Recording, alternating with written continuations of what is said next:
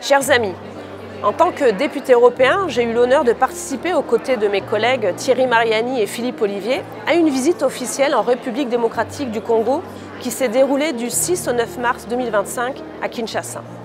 Cette mission, accueillie chaleureusement par les autorités congolaises, nous a permis de toucher du doigt la réalité brutale d'une guerre qui ravage l'est de ce pays et d'une crise humanitaire qui atteint des proportions insupportables. Alors aujourd'hui, je prends la parole pour dénoncer ces injustices et réaffirmer notre solidarité avec la République démocratique du Congo. Ce que nous avons constaté lors de cette visite est accablant.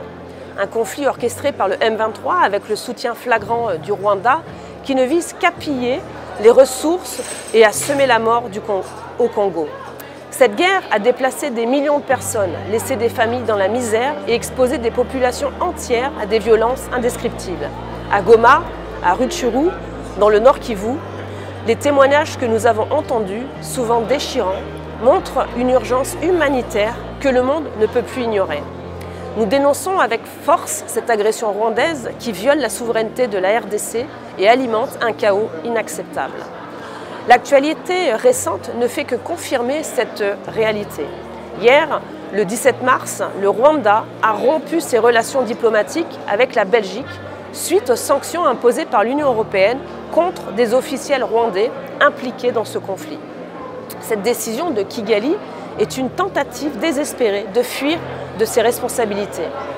Mais elle renforce notre conviction. Le régime de Paul Kagame doit répondre de ses actes. Lors de nos échanges avec les autorités congolaises, notamment le ministre Julien Paluku le 9 mars, nous avons abordé le pillage systématique des minerais par le Rwanda.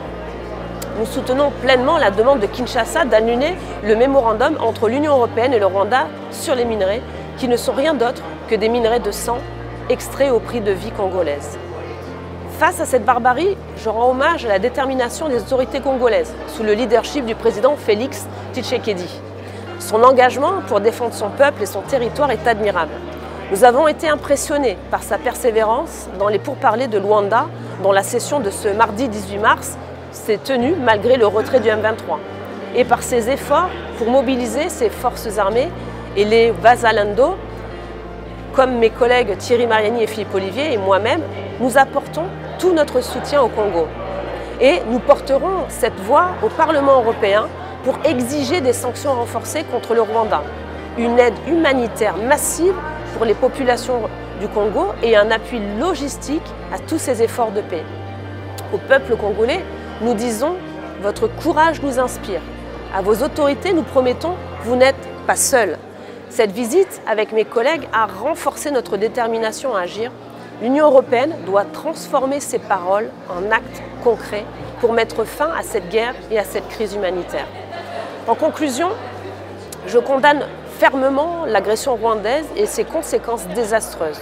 Je salue les récentes sanctions contre Kigali comme un premier pas. Et je réaffirme notre engagement aux côtés des autorités congolaises.